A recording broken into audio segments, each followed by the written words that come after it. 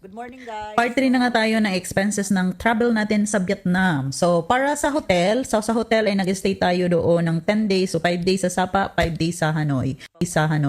So, para sa hotel, 4-star hotel yung inistayhan namin with free breakfast. So, gumastos kami ng 9,773 each para na yun sa dalawang hotel for 10 days. At saka sa food naman, sa food naman ay gumastos naman ako ng 7,500. So kasi yung dalawa iba naman minsan in-order nila. So yung food natin is good for ano na lang yun, para na lang yun sa dinner at saka sa lunch kasi nga may pre-breakfast tayo. So medyo nakatipid na tayo sa food. At saka nag-try din tayo ng mga coffee, mga smoothie nila doon at mga fruits at kung ano-ano pa, mga street food. So 7,500. So syempre namasyal tayo doon.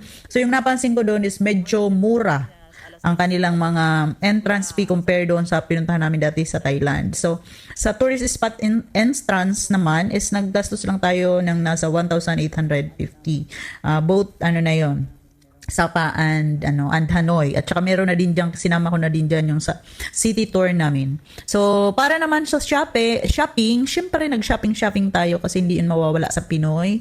So, nag-shopping ako ng pang-personal lang at saka sa family, pasalubong natin ng kaunti kasi nga wala tayong luggage. So, nag-spend naman ako doon ng nasa 5,000 pesos. At syempre sa pamamasyal natin, kailangan natin sumakay kasi medyo malalayo yung mga pinupuntahan natin. So hindi kami nag-try doon ng mga motorcycle, although marami silang mga motorcycle. So Grab lang yung aming tinatry. So sa Grab naman is gumastos naman tayo from sa Sapa at saka sa Hanoi ng nasa 1,500 each yun. So kasi ambag-ambagan kami kada sakay namin.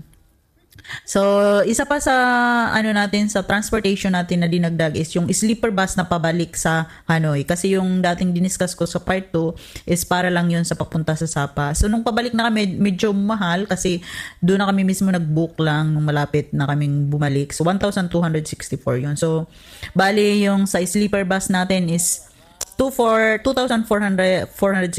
yung balikan. So, ito, nag-shopping tayo dyan sa mga night market at saka sa mga souvenir shops. So, ayan, naglibot-libot tayo. So, yung expenses pala na binanggit ko is yung from Manila to Vietnam lang yun. So, dahil galing tayo sa Bicol, meron pa tayong separate na expenses doon. Hindi ko na siya sinama sa video kasi gagawan ko na lang yun ng separate na video. Pati din yung luggage namin na nag-emergency na payment tayo sa luggage kasi nga sumobra tayo, hindi ko na din sinama. Kasi pag magta-travel kayo, siguro naman ay hindi yun mangyayari sa inyo. So gagawan ko yun ng sariling video yung expenses natin from Bicol to Manila.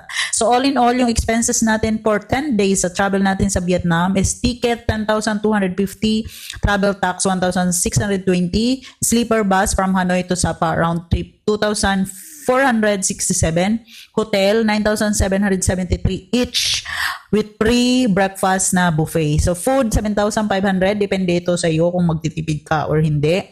So entrance sa mga tourist spot 1,850. So shopping, pampasalubong at pampersonal 5,000 pesos, Grab 1,500 each. So total 39,960.